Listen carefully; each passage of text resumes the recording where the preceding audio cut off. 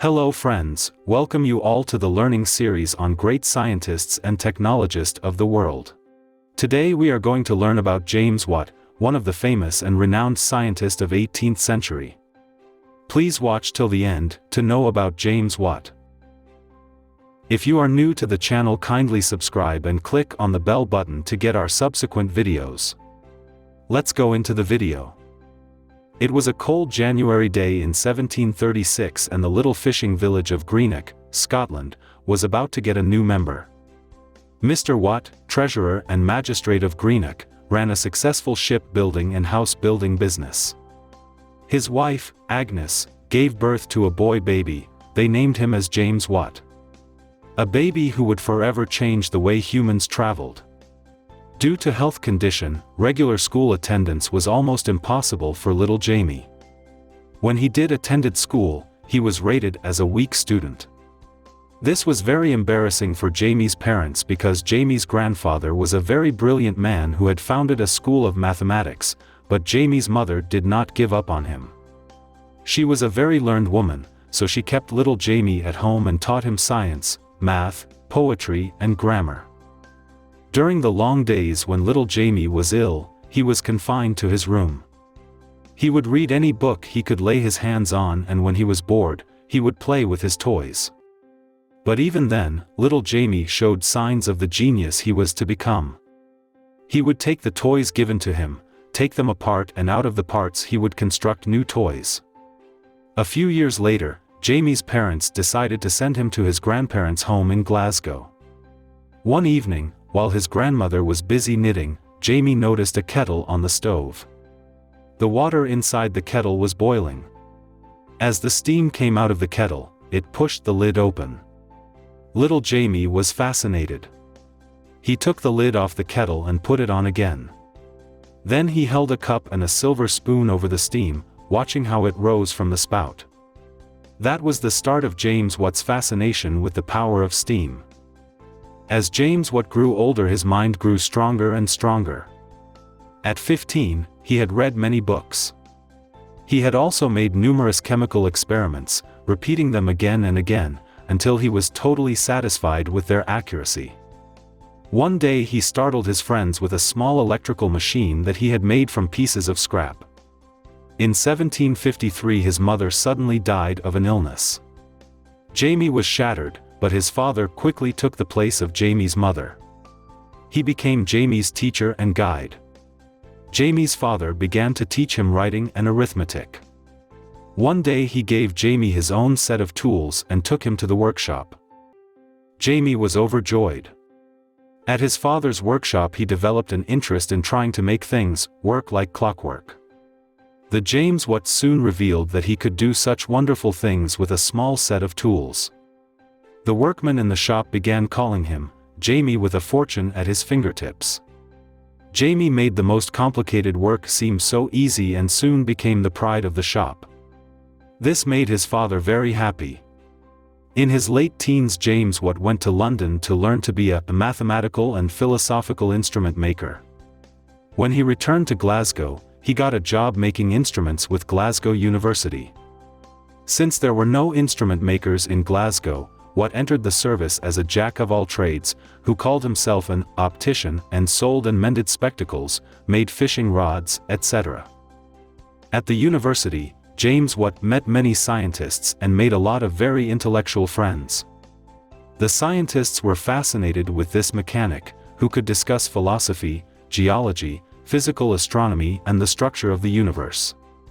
They were amazed by the enthusiasm with which he would discuss the manufacturing process of a needle, as well as the fine points of classical literature. Since James Watt was known to fix anything, a colleague asked him to help repair an early steam engine that he had bought. This early model, known as a Newcomen engine, wasted a lot of steam and used up a lot of coal. As he worked on the engine, James Watt realized that if he could solve the problem of the loss of heat, he could develop a very efficient engine. In May 1765, after wrestling with the problem of wasted heat, James suddenly remembered the steam kettle in his grandmother's home. In excitement he shouted, "That's the solution. If I can condense the steam in a separate vessel, it would remove the need for heating and cooling, making the steam engine faster, safer, and more fuel-efficient. With this new idea, James Watt met John Roebuck, the founder of the Cairn Works. John was a businessman who could spot a great idea. He at once urged James to make an engine. In 1768, James and John entered into a partnership to develop the new steam engine. In the following year, James Watt took out the famous patent for a new invented method of lessening the consumption of steam and fuel in fire engines. Unfortunately, John Roebuck went bankrupt in 1772. This meant that James Watt had no more money to continue his experiments with the steam engine. To his luck, Matthew Boulton, the manufacturer of the Soho Works in Birmingham, bought out a share in Watt's patent.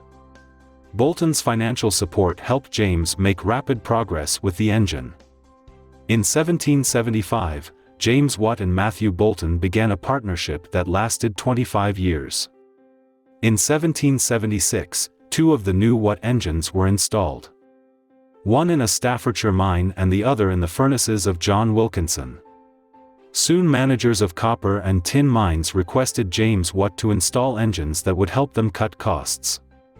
For the next 5 years, until 1781, James Watt spent long periods in Cornwall, where he installed and supervised numerous engines.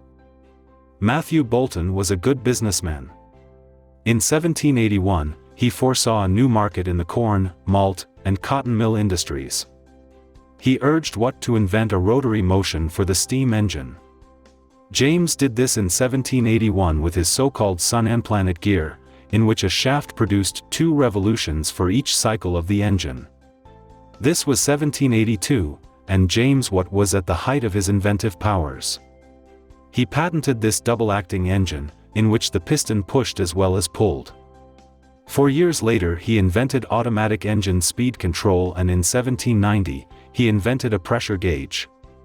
Together they virtually completed the Watt engine.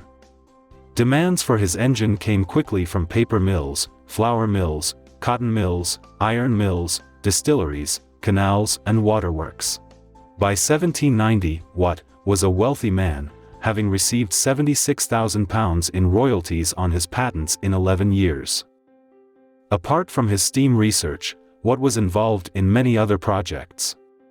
He invented the rev counter and a letter copying press, the earliest version of a photocopier, and he created the term horsepower. James Watt had now become a public figure. He and Boulton were elected Fellows of the Royal Society of London. From 1795 onwards, James Watt gradually withdrew from business. In 1808, he founded the Watt Prize in Glasgow University.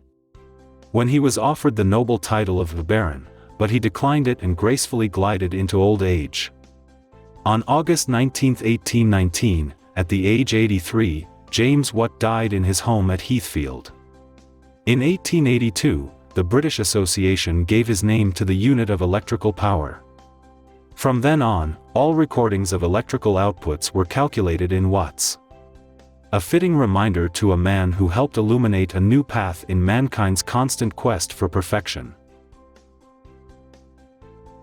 Thanks for watching. If you like it, please give a thumbs up and share this video to your friends and relatives.